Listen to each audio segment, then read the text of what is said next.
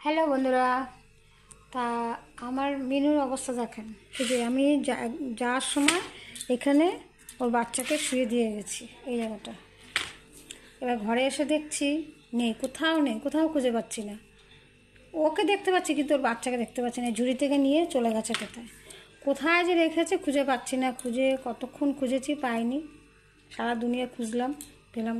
এইবারও দেখছি আলমারির নিচে ঢুকছে, এই আলমারির নিচে ঢুকছে।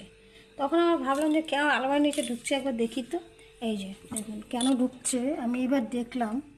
এই যে বাচ্চাকে দিয়ে ও এখানে শুয়ে আছে। কোনো মানে হয় বলেন তো?